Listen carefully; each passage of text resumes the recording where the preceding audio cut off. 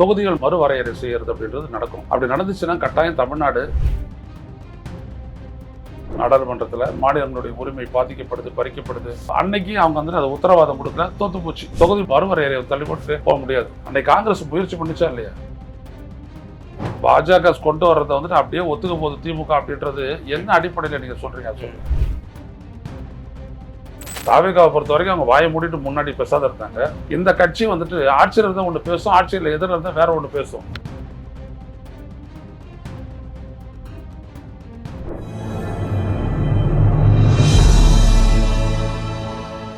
Tamil news நேர்களுக்கான வணக்கம். இன்றைய நேர்காணலில் நம்முடைய இருப்பவர் மூத்த பத்திரிகையாளர், அரசியல் திறனாய்வாளர், மரியாதைக்குரிய ஐயநாதன் சார். சார் வணக்கம் சார். மத்திய அமைச்சர் கிரண் ரிஜிஜு நேற்று தினம் ஒரு தகவலே சொல்லியிருக்கிறாரு. டீலிமிட்டேஷனுக்கான அந்த மசோதாவுக்கு நாங்கள் தாக்கல் செய்கிறதுக்கு ரெடியாக இருக்கோம், போதிய ஸ்ட்ரென்த் எங்களுக்கு இருக்குது அப்படிங்கிறதையும் சொல்லியிருக்கிறாங்க. ராகுல் காந்திக்கும் ஒரு காலும் பண்ணியிருக்கிறாரு. ஆல்ரெடி கனிமொழி மேடமும் ஒரு ப்ரெஸ் மீட்டில் இதை சொல்லியிருந்தாங்க. இப்போ இந்த சமயத்தில் திமுகவினுடைய முன்னாள் எம்பி NVN சோமு கனிமொழி அவங்க என்ன சொல்லியிருக்காங்க அப்படின்னா, இது சம்பந்தமான கேள்வி கேட்கப்பட்ட பொழுது அரசியலில் யார் நிரந்தர நண்பனும் இல்லை, எதிரியும் இல்லை அப்படிங்கிற ஒரு விஷயத்த சொல்லியிருக்கிறாங்க. இது உணர்த்தக்கூடிய செய்தி என்ன அப்படிங்கிற ஒரு கேள்வி இருக்கு. ஆமாம், திமுகவுடைய நாடாளுமன்ற குழுவினுடைய தலைவர் வந்துட்டு கனிமொழி அவங்க வந்துட்டு சனிக்கிழமை அன்னைக்கு கொடுத்த பத்திரிகையாளர் சந்திப்பில் கொடுத்த தகவல்கள் ரொம்ப முக்கியமானவை. அவங்க என்னென்னா, எந்த இடத்துலையும் நாங்கள் வந்துட்டு தமிழ்நாட்டினுடைய நலனை நாங்கள் விட்டு தர மாட்டோம். அதே நேரத்தில் முன்னாடி வந்துட்டு அவங்க கொண்டு வந்துட்டாங்க. அதை பண்ண போகும்போது நாங்கள் எதிர்த்தோம். ஏன்னா அதுக்கு வந்துட்டு தமிழ்நாடு பாதிக்கப்படும், தென் மாநிலங்களும் பாதிக்கப்படும். ஆனால் இப்போ என்ன விதமான ஃபார்மில் அது வரப்போகுதுன்னு தெரியல எங்களுக்கு. அது வரட்டும், அதன் மீது நாங்கள் வந்துட்டு முடிவெடுப்போம் அப்படின்னு சொல்கிறாங்க. அப்போ அது என்னவா இருக்கும் அப்படின்னு பார்த்தீங்க அப்படின்னா, இப்போ பாப்புலேஷன் மக்கள் தொகையினுடைய அடிப்படையில் தான் வந்துட்டு தொகுதிகள் மறுசீரமைப்பு அப்படின்றது வந்துட்டு மறுவரையறை செய்கிறது அப்படின்றது நடக்கும். அப்படி நடந்துச்சுன்னா கட்டாயம் தமிழ்நாடு 39லேருந்து 30 இல்லாட்டி 29 தான் ஆகும். உத்தரப்பிரதேசம் வந்துட்டு 80 அப்படின்றது கிட்டத்தட்ட 145 வரைக்கும் போகலாம், 150 கூட போகலாம். பீகார் வந்துட்டு 70 வரைக்கும் போகலாம், 70-80 வரைக்கும் போகலாம். மத்திய பிரதேசம் வந்துட்டு 50-60 வரைக்கும் போகலாம். அதே மாதிரி ராஜஸ்தான், இப்படி எல்லாமே வந்துட்டு வட மாநிலங்களில் வந்துட்டு அதிகமாக போகும். அப்புறம் தென் மாநிலங்களே என்னுடைய துணையே இல்லாமல் வட மாநிலங்களில் நன்றாக செய்யக்கூடிய கட்சி அந்த பலத்தை மட்டுமே வச்சுக்கிட்டு ஆட்சி அமைக்கலான்னு. இன்றைக்கி அப்படிப்பட்ட ஒரு கட்சியே இல்லை இந்தியாவில், பிஜேபி உட்பட. யாரும் வட மாநிலங்களை ஃபுல்லாக கேப்சர் பண்ணக்கூடிய அளவுக்கு இல்லை. இருந்தாலும் பிஜேபி மட்டும்தான் அப்படியான ஒரு பாசிபிலிட்டி இருக்குது. ஏன்னா EVMலாம் இருக்குது, தேர்தல் ஆணையம்லாம் இருக்குது, அதை அவங்க பண்ணலாம். ஆனால் தென் மாநிலங்கள் அப்படின்றது பாதிக்கப்படும். ஆனால் போன முறையே வந்துட்டு அந்த மசோதாவை அறிமுகம் செய்யும் போது அமித்ஷா உள்துறை அமைச்சர் அவர் என்ன சொன்னார் அப்படின்னா, எல்லா மாநிலங்களினுடைய இதையும் வந்துட்டு 50% உயர்த்தி தொகுதி மறுசீரமைப்பு செய்யலாம் அப்படின்றதான் எங்களுடைய பரிந்துரை அப்படின்னு சொன்னார். அதை ஏன் எதிர்கட்சிகள் ஏற்றுக்கொள்ளலை அப்படின்னோம்னா, அந்த மசோதாவில் அதை பற்றி குறிப்பிடல. ஸோ அந்த மசோதாவில் குறிப்பிடாத ஒரு விஷயத்தை நீங்கள் எப்படி பேசுகிறீங்க அப்படின்றது தான். அன்னைக்கும் கனிமொழி தான் நல்லா பேசுனாங்க நாடாளுமன்றத்தில். மாநிலங்களுடைய உரிமை பாதிக்கப்படுது, பறிக்கப்படுது, அப்படிப்பட்ட அபாயகரமான சூழல் இருக்கும்போதுன்னும் போது கூட கனிமொழி தான் அன்னைக்கு ரொம்ப ஸ்ட்ராங்காக பேசுனாங்க. ஸோ அன்னைக்கு அவங்க வந்துட்டு அதை உத்தரவாதம் கொடுக்கல, தோற்று போச்சு. 362 பேர் இருந்தாலும் இல்லை, 300 சொச்சம் பேர் வந்தாங்க, 12 பேரோ 21 பேரோ வந்தாங்க, தோற்று போச்சு. என்னைக்கு பார்த்தீங்க அப்படின்னா வந்துட்டு அவங்க பலரையும் பண்ணியிருக்காங்க. 19 பேர் திரிணாமுல் காங்கிரஸ் சேர்ந்து 20 பேர் தூக்கியிருக்காங்க, ஒரு 6 பேரை வந்துட்டு சிவசேனா தூக்கியிருக்காங்க. இப்படியெல்லாம் இருக்குது. இப்படிப்பட்ட சூழலில் வந்துட்டு கட்டாயம் எதிர்கட்சிகள் வந்துட்டு ஒரு கணிசமான அளவு அவங்களுக்கு ஆதரவு வரல அப்படின்னா, அப்போ அவங்களால அந்த 2/3 வராது. அவையில் இருக்கக்கூடிய உறுப்பினர்களில் 3/2 பங்கு வராது. எனவே அவங்க ஒரு காம்ப்ரமைஸ்க்கு இறங்கி வந்தாகணும். அந்த காம்ப்ரமைஸ் என்னது அப்படின்னோம்னா, டீலிமிட்டேஷன் கமிஷனை பொறுத்த வரைக்கும் இது வரைக்கும் பாப்புலேஷன் அடிப்படையில் தான் வச்சுருக்கிறாங்க. ஸோ இப்போ இந்திய ஒன்றிய அரசனுடைய ஒரு தீர்மானம், ஒரு சட்டத்தை நிறைவேற்றி இதை வந்துட்டு இதுக்கு மேலே, ஏன்னா சட்டம் அப்படின்னும் போது சட்டம் யாரும் மீற முடியாது. சட்டம் அப்படின்னு சொல்லிட்ட போது 50% விழுக்காடு இடங்களை கூட்டி இதை பண்ணுங்க அப்படின்னோம்னா, தமிழ்நாட்டுக்கு அப்போ வந்துட்டு ஒரு 39 அப்படின்றது ஒரு 58 அப்படி வரும். அப்படி வரும்போதும் கூட அது ஒரு ஃபேர் ஜட்ஜ்மெண்ட்டாக இருக்காது அப்படின்றது என்னுடைய கருத்து. ஆனால் அப்படி ஒன்றத்தை பண்ணுறதுக்கு ஒரு வேளை திமுகவோ இல்லை மற்ற எதிர்கட்சிகளோ சம்மதிக்கலாம். ஏன்னா நிரந்தரமாக நீங்கள் வந்துட்டு தொகுதி மறுசீரமைப்பை வந்துட்டு தள்ளி போட்டுக்கிட்டு மறுவரையறை தள்ளி போட்டுட்டு போக முடியாது. அது அரசமைப்பு ரீதியாக செய்யப்பட வேண்டிய ஒரு விடயம். ஸோ அப்படி அவங்க செய்ய போகிற நேரத்தில் வந்துட்டு தமிழ்நாட்டினுடைய பர்சன்டேஜ் ஆஃப் வந்துட்டு இப்போ 7.2 7.3 இருக்குது. அதே அளவுக்கு அந்த இது இன்க்ரீஸ் ஆச்சு அப்படின்னோம்னா அது தமிழ்நாடு ஒத்துக்கும் அப்படின்னு தான் நான் நினைக்கிறேன். அந்த அடிப்படையில் வந்துட்டு நீங்கள் சொல்லக்கூடிய நிரந்தர நண்பரும் கிடையாது பகையும் கிடையாதுன்னு சொல்லி நீங்கள் என்னென்னா நீங்கள் சுட்டி காட்ட சொன்னார் கனிமொழி சோமு அவர்கள் சொன்னாங்க. கனிமொழி சோமு அவர்களை பற்றி எனக்கு நல்லா தெரியும். சோமு அவர்களை பற்றி நல்லா தெரியும். அவங்களாம் வந்துட்டு கொள்கை உறுதிப்பாடு மிக்கவர்கள்.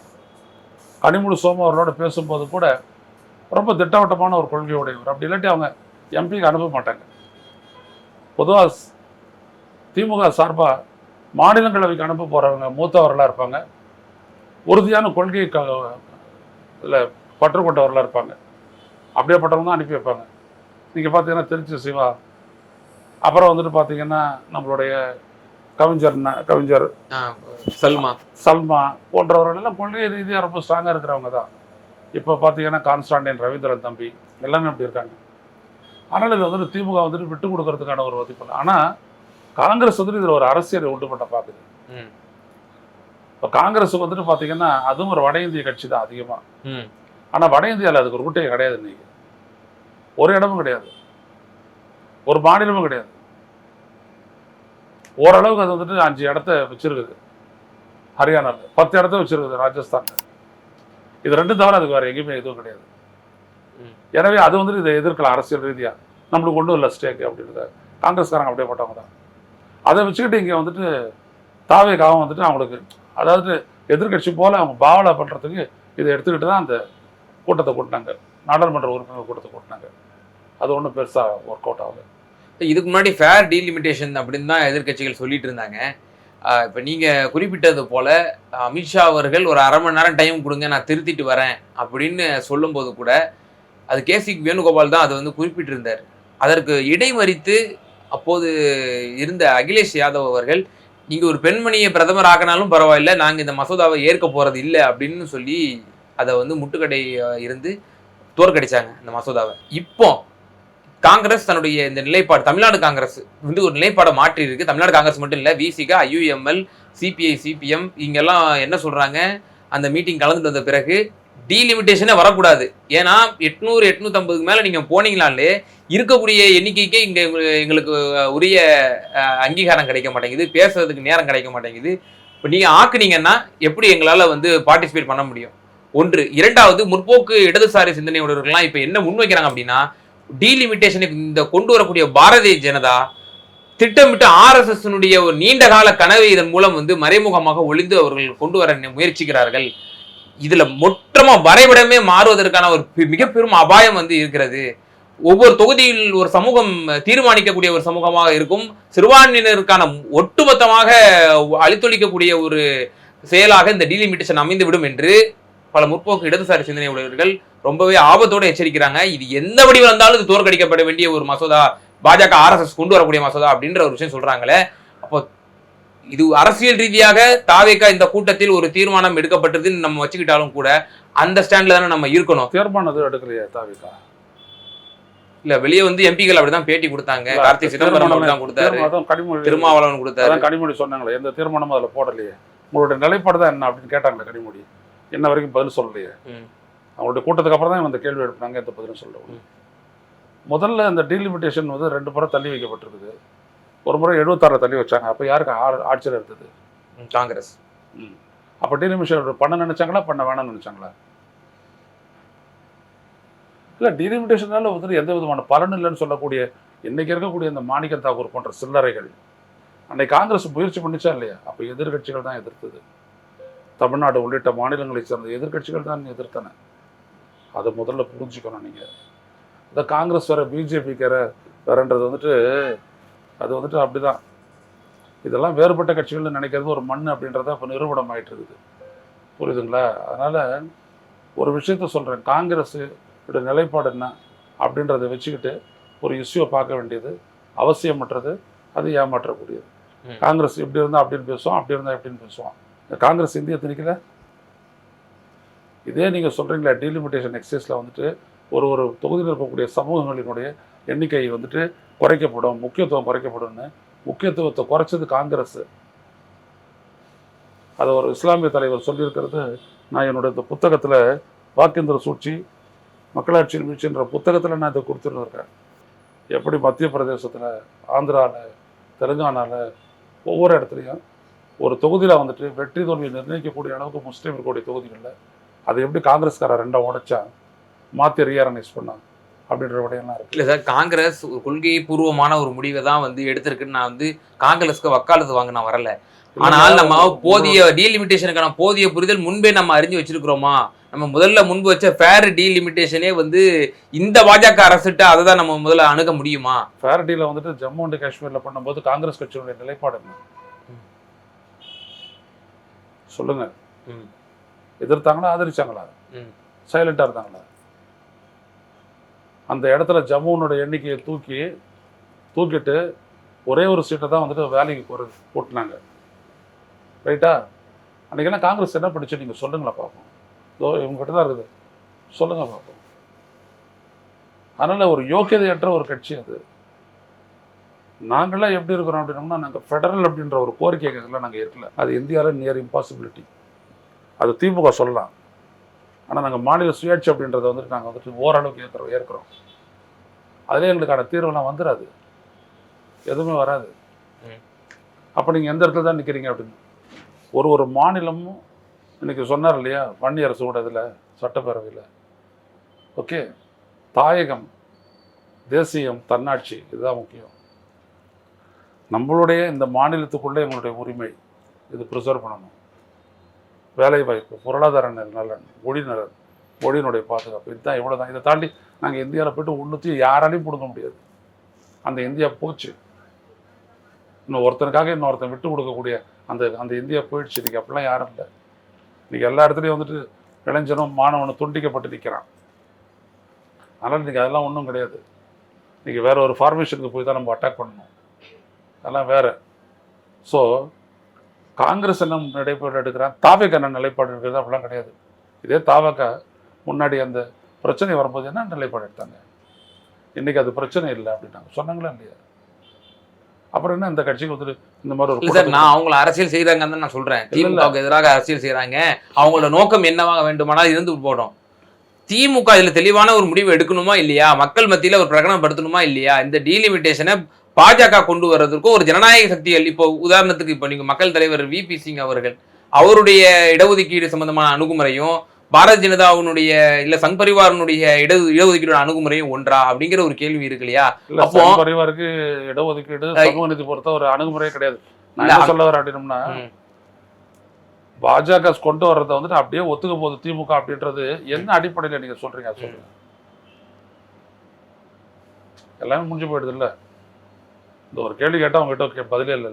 இல்லை, எதுக்கு சார் இப்போ இந்த சமயத்துல சொல்லணும் நிரந்தர எதிரியும் இல்லை நண்பரும் இல்லை? இல்லை, நிரந்தர எதிரியும் இல்லை நண்பனும் இல்லைன்றது எப்போதும் இருக்கக்கூடிய முடக்கம். அதனால தான் ஆரம்பத்திலே நான் அதை ஆரம்பித்தேன். நிரந்தர நண்பன் இப்போ பாஜக இருக்கும்போது தனிநபர் தீர்மானத்தை ஒரு இவர் கொண்டாந்தார். யார்? திருச்சி சிவா. அது வந்துட்டு ஏற்றுக்கொள்ளப்பட்டது, சட்டமாச்சு. பட் என்ன பண்ணுறது, பாஜகவோட திமுக கொண்டா சேர்ந்துருச்சுன்னு ஒத்துக்கலாமா? அது நாடாளுமன்றம். அந்த இடத்துல நீங்கள் பார்த்தீங்க அப்படின்னோம்னா எதை வேணாலும் யார் வேணாலும் கொண்டு வந்து நிறைவேற்றலாம். ஒன்றுத்துக்கு ஆதரிப்பீங்க, இன்னொன்றுத்துக்கு எதிர்ப்பீங்க, இல்லை ஒன்றுத்துக்கு வெளிநடப்பு செய்வீங்க. இதே திமுக தான் வந்துட்டு NIA சட்டத்தை ஆதரிச்சு தான் இல்லையா திமுக? ஆமாம். ஸோ அதனுடைய நடைமுறை அதை ஆதரிக்க தான் எதிர்க்குதா? இல்லை அது ஆட்சியில் இருந்தபோது NIA வந்துட்டு அதை ஆதரிச்சு தான் எதிர்த்துதா? இல்லை நடைமுறைப்படுத்த ஒத்துழைப்பு தான் எதிர்ப்பு தெரிவிச்சுதா?